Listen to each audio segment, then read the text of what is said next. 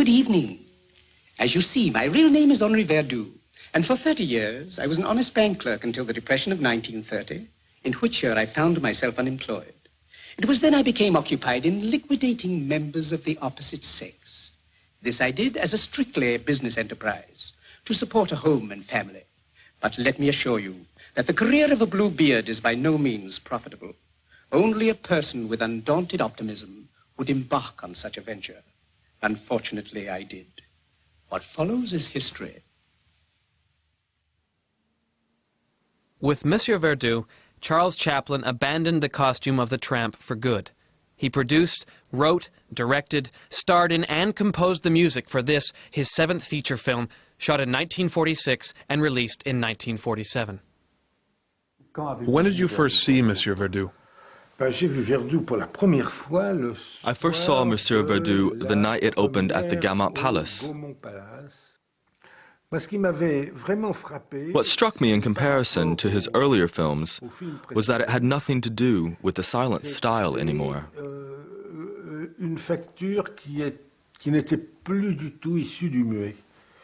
Though when I see it now, I realize that's not quite true. But he found a form which was a kind of talkie, which wasn't quite yet the case, I think, with The Great Dictator, where he moved back and forth between dialogue scenes and silent scenes, whereas Verdoux was entirely conceived as a talking picture.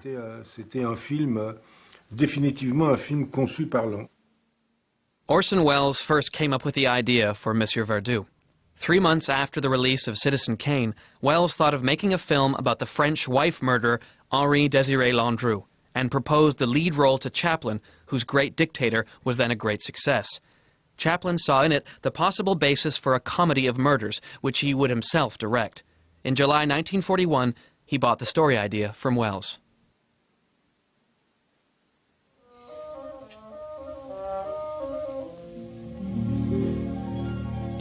Chaplin had long been fascinated by Landru, and he combined his character with that of the English aesthete and murderer Thomas Wainwright, about whom Oscar Wilde had written an essay.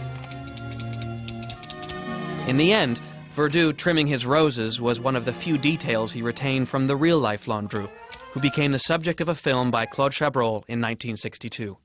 Landru wasn't a philosopher. Landru was a weirdo, and he was interesting as a weirdo. I mean, he was always evading the issue. Verdoux was a philosopher. Monsieur Verdoux came a full 7 years after The Great Dictator. In the meantime, America had entered the war. Chaplin was in favor of an alliance with the Soviet Union and the opening of a second front, which would quickly brand him as a communist or communist sympathizer. He also met the woman of his life, Una O'Neill, whom he married at the age of 18. But the press and the FBI hounded Chaplin when a paternity suit was filed against him. Here was an opportunity to make him pay for his leftist sympathies. He was acquitted by the courts, but not by public opinion. That year, the bomb was dropped on Hiroshima. Monsieur Verdoux would serve as a mirror to those troubled times in which the best-loved man in the world became a public enemy.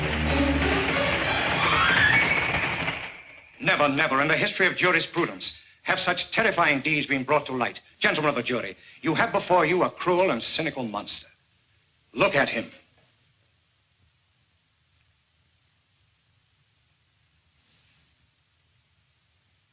In the isolation, when I say isolation, I mean the motion picture community.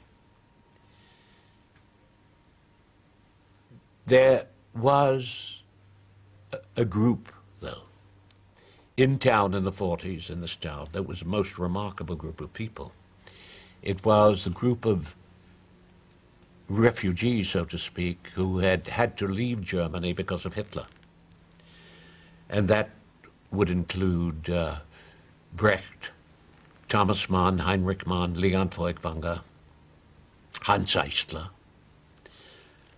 a wonderful composer, a student actually of Schoenberg as a young man, whom Charlie once asked to help with him, but he loved Hans.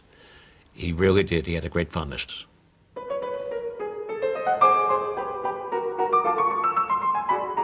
When Eisler was summoned before the House Un-American Activities Committee, Chaplin publicly declared he was proud to be his friend. In a gesture of defiance, he opened Monsieur Verdoux in Washington the day after Eisler's hearing. In describing the harassment he was subject to, the composer seemed to speak as much for Chaplin as for himself. I have no any authority at all, but if you had made such a hearing without giving every week in the last 12 months things about me, which are not even sometimes the truth, but distortion or invention of somebody which told it to one of the members of the committee, when you would go on to this fantastic press campaign against an artist, I'm sure every red-blooded artist will be, after 1 year, after you nearly ruined him, very angry about this. Hans Eisler was threatened with deportation, and Chaplin asked Picasso for support. But solidarity among artists was no longer on the agenda, and to appeal to a foreign artist, and a communist to boot, was frankly a suicidal gesture.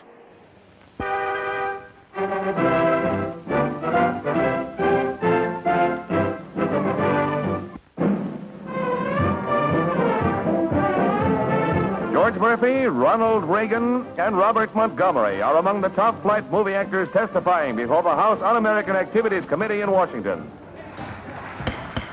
For the motion picture industry, it was the start of the witch hunts, and Chaplin was to be its greatest victim. There will be no demonstrations. Senator Kane, Representative Rankin, and the Catholic war veterans called for his deportation.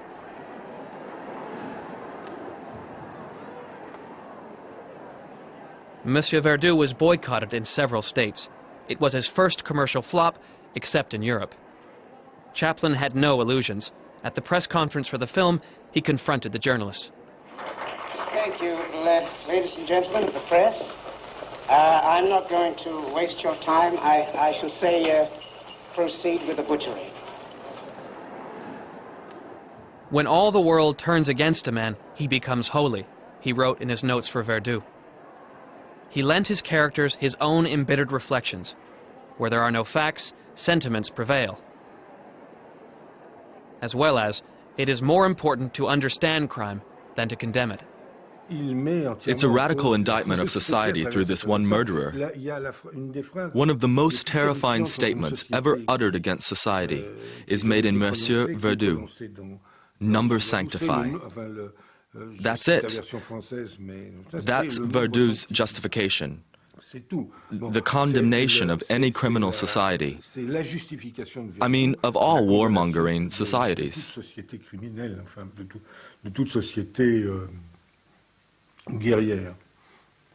I don't see how anyone can be an example in these criminal times. Well, you certainly are, robbing and murdering people. That's business. Well, other people don't do business that way. That's the history of many a big business. Wars, conflict, it's all business. One murder makes a villain, millions a hero. Numbers sanctify, my good fellow. The Production Code Administration, the film industry's internal censorship board, made no mistake about it. Before production started, approval was refused, labeling the scenario, still called A Comedy of Murders, unacceptable. In his indictment of the system and the social structure, the filmmaker offered a rationale of Verdoux's crimes in terms of their moral worth. He minimized them in comparison with the mass murders of war. Worst of all, the board considered Verdoux's attitude toward God blasphemous. It's an atheistic film, truly atheistic. And it's hard to come out and say you're an atheist in the United States. Father Pharaoh to see you. By all means, show him in. The dialogue with the priest is really incredible because the priest isn't shown in a ridiculous light. He says nothing stupid. He simply finds himself checkmated. I think it's one of the things, among others, that he wasn't forgiven when the film first came out, an incredible indifference to the notion of God. His idea is that transcendence doesn't come through God, and that's shocking. Father, and what can I do for you? Scene by scene, Chaplin upheld his script against charges of subversion, only giving in on details. For example, the line, "come to bed," had to be replaced by "go to bed," just before Verdoux murders one of the wives, Lydia. He had no trouble getting around such prescriptions, as he did when he replaced Verdoux's morning after humming with briskly engaging music. Turn out those lights. Yes, my dear. Did you lock the doors? Early this evening. Latch your kitchen window? Don't worry. Everything's attended to. Well, did you? Yes, my dear.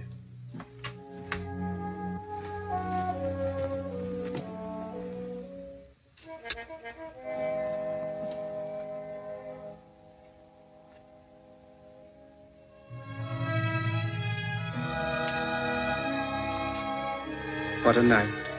Yes, full moon. How beautiful this pale Endymion hour. What are you talking about? Endymion, my dear. A beautiful youth possessed by the moon. Well, forget about him and get to bed. Yes, my dear. Our feet were soft in flowers.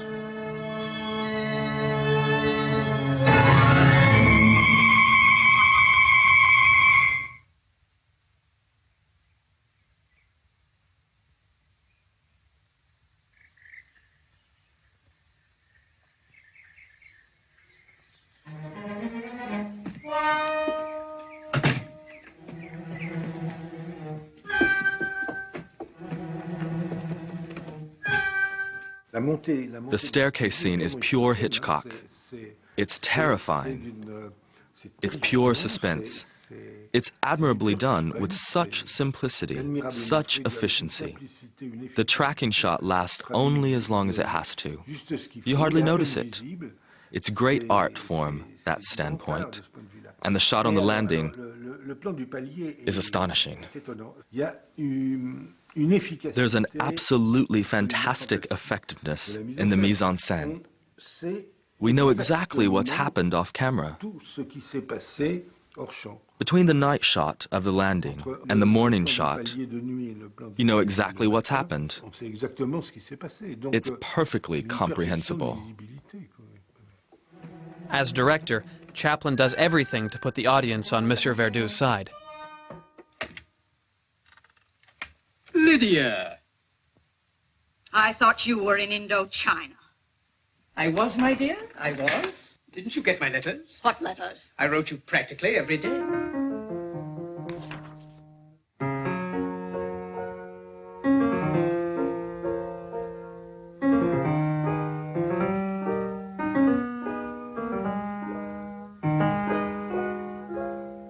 I must be out of my mind to do a thing like this. You wait and see. Cashier said it was all nonsense. You wouldn't expect him to say otherwise, would you? I'd sooner believe him than you. The extraordinary suavity that Chaplin gave Verdoux's voice and the contrast with the woman's. Not that it's a parody. It's not a bullhorn voice. It's a slightly harsh woman's voice. But the difference in the two voices suggests the direction our sympathies will follow. And they follow quite naturally. Hello, Annabella? This is your pigeon. I'm flying home. What's amazing in Verdoux is the fact that the women he kills are ugly and unbearable. Well, there's one he doesn't manage to kill. Martha Ray, the loudmouth, self-mocking comedienne, plays the awesome Annabella. It's the myth of the American shrew transposed to a French setting. She represents everything that, to the European mind, makes up American vitality and vulgarity, the indestructibility of these damned people. And thank God for that. As a matter of fact, all of Verdoux's attempts to upset that myth fail.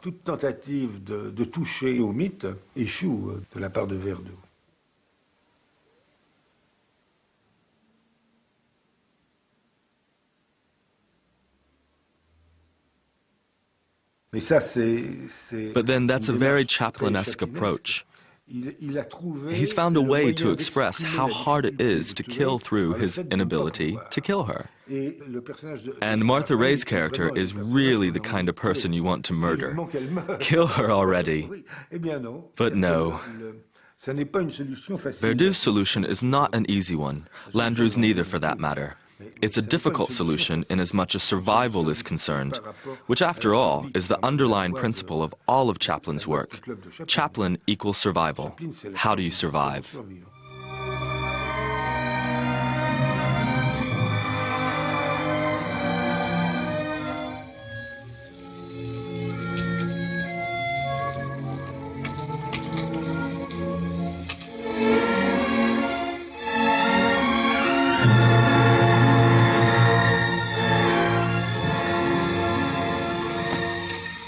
Quite a shower. Yes, it is. Can I escort you anywhere? Oh, thank you. Allow me.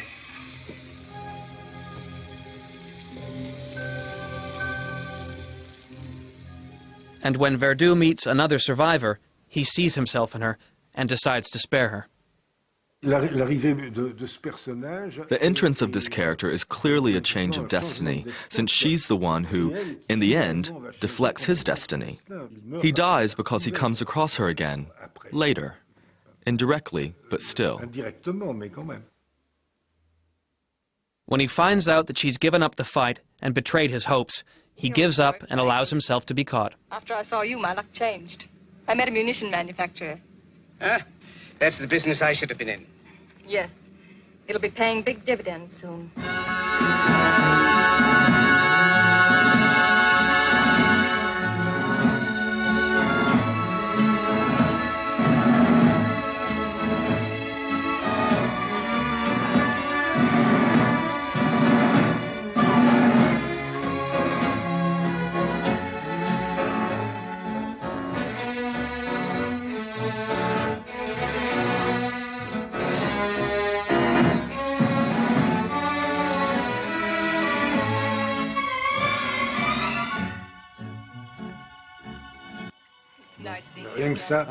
That one alone. Hold it. That shot alone. That one shot. That shot is especially extraordinary. For dozens of reasons. Firstly, if only for the idea of the final reframing, which is brilliant and which I never saw anywhere else. I mean, the dancers come, and when they straighten up, we don't rise with them, even though we've followed them until now. We don't get up. Instead, we stay on the other couple out of focus, in the background, and move in on them. That's fantastic. I never saw that anywhere else. And I try to do it all the time. Well, you don't always have the opportunity. It's a stylistic device that's fantastically effective, and at the same time, it's beautiful. A sudden break in the rhythm. It's really magnificent. The whole sequence is superb anyway. Really great. So what is it, kind of a musical punctuation, or? I think there are lots of things in it. He establishes at once the relationship between this dancing couple and the two characters. By definition, since the shot ends on them. So this is what is not happening. This man and this woman dancing in each other's arms. This is what is not happening. But it could be, after all, without it being shocking in any way. And also, there's another element at work. You can't call it destiny. I don't know what you'd call it, but it's the passing of time, of things, of life. We move along, and then at a certain moment, we go off into the same thing, which is something else, but which again could have been the same thing. Like all poetic ideas, it's utterly inexplicable, but extremely easy to feel. I mean, you feel something obvious here, you see what it means, but you have trouble expressing it in words, because it costs less to express it in words than to express it in a movie. Ça coûte moins cher de l'exprimer avec des mots que de l'exprimer au cinéma.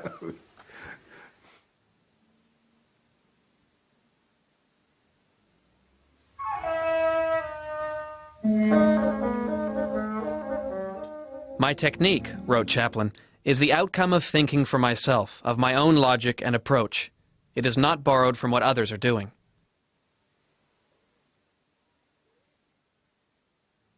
Chaplin's method of direction consists in carrying Charlie's performance over into the camera work, the shot breakdown, and the editing. It's constantly imaginative. Sure, he didn't bother with traditional Hollywood film grammar. He wasn't a slave to it. He wasn't an outstanding technician, but someone who knew exactly what he was after. When he didn't know, he kept looking for a long time, and he only stopped looking when he found it. That's why sometimes he did 40, 50 takes. It was mind-boggling. But he always ended up knowing why he said, "That's it." He had found the shot. Why are you so persistent? Very simple, because I love you, Mary. Why, you hardly know me. I've always known you. From the moment we met, I knew there was a deep, wordless understanding between us. It was in your eyes, Mary. They are beautiful, like the loneliness of distant stars. I often wonder, who are you in the dark? I don't quite understand. I can't express it in words. Only a symphony could say. Music of the spheres. Oh, my dear, I'm not as ethereal as all that. You're everything. Saints and a snake and gazelle all in one. I can't forget you. Every look, tone, gesture is engraved in my mind. I must see you, Mary. Immediately. Now. Good. I'll be right over.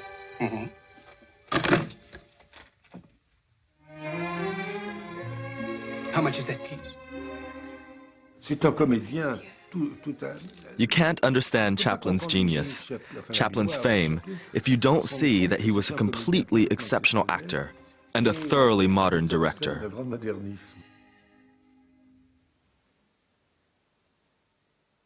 Let's look at the famous final scene in which Verdoux is taken out of his cell and led away toward the guillotine. In a departure from standard production practice, Chaplin decided to film this complicated shot on the very first day of production. I didn't know that fact, and it's fantastic. It shows his intelligence as an actor. By ridding himself of the final shot from the start, he gets it out of his mind. He doesn't need it now, so he can go through the rest of the film without knowing what's going to happen to him, which is extremely important. It's a real problem for an actor, not knowing how the story will develop. And here he's found a solution, which is charming. I'm sure it comes from an actor's inclination. I'm sure it's the actor's desire, the actor's instinct. By telling himself, if I can get Charlie's tragic end out of my head, I'll be safe. So he has his head cut off. This shot is nothing if not a typical fade-out gag for Charlie the Tramp, as André Bazin wrote when the film opened. Throughout his life, in Limelight, in A King in New York, he systematically revived gags from the earlier Tramp pictures, if only to remind us of a continuity.